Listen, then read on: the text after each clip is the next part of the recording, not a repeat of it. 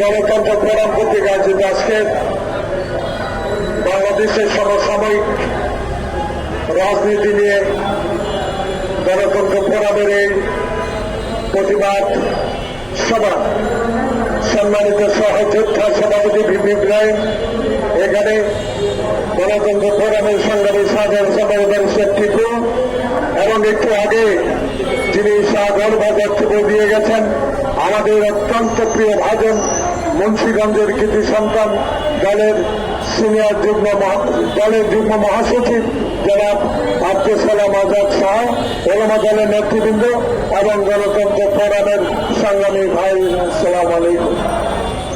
প্রথমে আল্লাহ পাকের কাছে দোয়া করি বাংলাদেশের অগণিত নির্যাতিত নেতা কর্মীর পক্ষ থেকে যারা এনাঘরে শেখ হাসিনার অত্যাচার নির্যাতন সহ্য করেছেন, যারা সারা বাংলাদেশের বিএনপির নামে পরিচয় দিতে পারেন নাই, যারা হাজার হাজার লক্ষ লক্ষ মামলার আসামে হয়ে এক উপজেলা থেকে অন্য উপজেলা রিক্সা চালিয়ে জীবনযাপন করেছেন, যারা হাতের পানিতে দাঁড়িয়ে পুলিশের অত্যাচার সহ্য করেছেন, যারা বাংলাদেশের মানুষের অধিকার আদায়ের জন্য রাজপথে থেকে গুলি খেয়ে আহতে ইন্তেকাল করেছেন, তাদের পক্ষ থেকে আল্লাহর কাছে আমরা শুকরিয়া আদায় করি। আজকে বাংলাদেশের সর্বোচ্চ আদালত, আগামী রাষ্ট্রনায়ক, বাংলাদেশে যিনি 16 বছর এই দলকে সংগঠিত করেছেন, 16 বছর রাস্তায় থেকে নেতা কর্মীদেরকে সাহায্য জুগিয়েছেন, বাংলাদেশের জাতীয়তাবাদী দলের ভারপ্রাপ্ত চেয়ারম্যান জনাব তারেক রহমানের অবৈধ শেখ হাসিনার মনে করা মামলা প্রত্যাহার করে নিয়েছেন, তাকে সকল মামলা থেকে খালাস দিয়েছেন।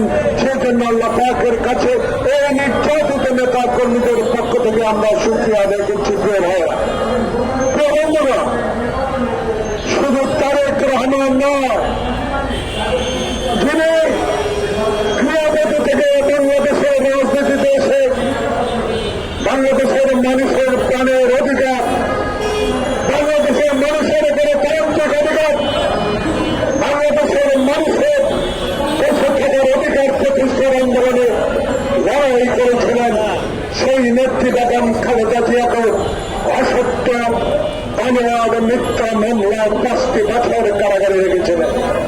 সেই শেখ হাসিনা আপনার পিতার পথ অনুসরণ করে আপনার পিতা যেভাবে 1 মিনিটে গণতন্ত্র হত্যা করেছিল, আপনার বাবা যেভাবে কোথায় সিরাজ শিক্ষার উক্তি করেছিলেন, আপনার বাবা সকল সংবাদপত্র বন্ধ করে দিয়েছিলেন, আপনার বাবা এই দেশে এক দলীয় শাসন কায়েম করেছিলেন, সেই পিতা পথ অনুসরণ করে আপনি সাদের সহযোগিতায় সেদিন আমাদের প্রিয় নেতা, বাংলাদেশের অবিসংবাদিত নেতা, স্বাধীনতার পোশাক, যিনি বিশ্বের দরবারে বাংলাদেশকে তলাবিহীন ছুরিতে ছুরিতে পরিণত করেছেন, বিশ্বের মুসলিম দরবারে বাংলাদেশকে পরিচিত করেছিলেন, সেই জিয়া রহমানকে হত্যার সাথে সম্পর্কিত ছিলেন, সেই শেখ হাসিনা বাংলাদেশের 16টি বছর রাজত্ব কায়েম করেছেন, 16টি বছর সংবাদপত্রের স্বাধীনতা নিশ্চিত করে দিয়েছিলেন, আপনাদের লেখনী শক্তিকে বাধাগ্রস্ত করেছেন, আপনাদের প্রিয় সাংবাদিকদেরকে বিনা কারণে জেলে রেখেছেন।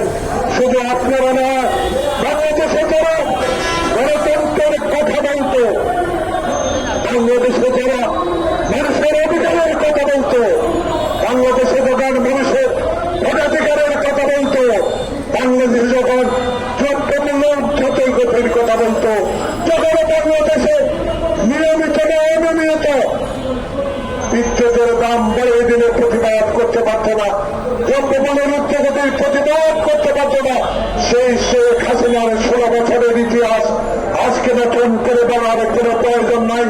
শুধু আজকে মনে করিয়ে দিতে চাই, ফেব্রুয়ারি যখন নির্বাচন ঘোষণা করলেন হবে রোড ম্যাপ ট্রেন চালুর ব্যবস্থা করলেন, তখনই আমরা শুনতে পাই নানা গুঞ্জন, তখনই শুনতে পাই নুরুর উপর অত্যাচার, তখনই শুনতে পাই পিয়ার, তখনই শুনতে পাই নির্বাচন নিয়ে ষড়যন্ত্র, তখনই শুনতে পাই যারা আমার মায়ের বুক খালি করে ৭১ সালে বুক থেকে নিয়ে গুলি করে হত্যা করেছে, তারা আমাদের বন্ধু ছিলেন, বন্ধু থাকেন, সেই চেয়ে আপনাদেরকে ক্ষমা করেছিল।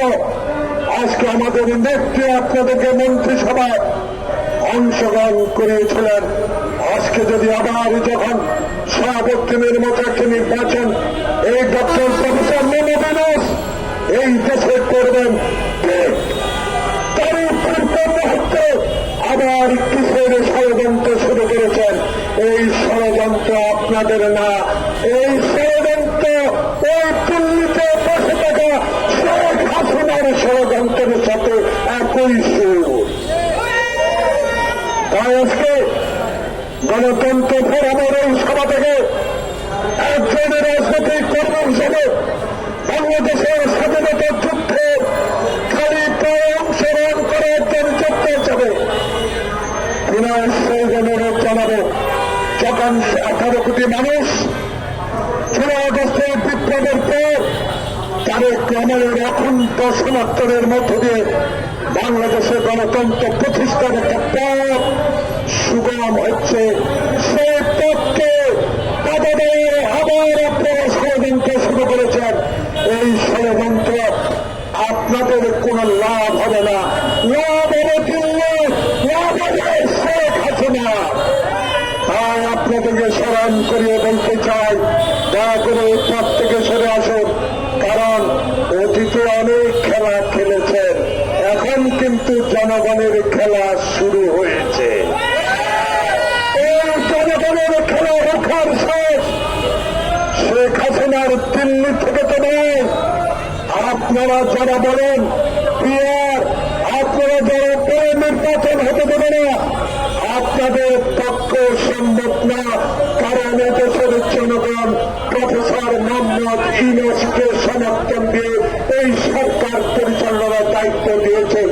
যতই আইন শৃঙ্খলা অবনতির চেষ্টা করেন, কিছুতেই লাভ হবে না, লাভ জনগণের হবে, কারণ জনগণ 16 বছর কোন ভোট দিতে পারে না।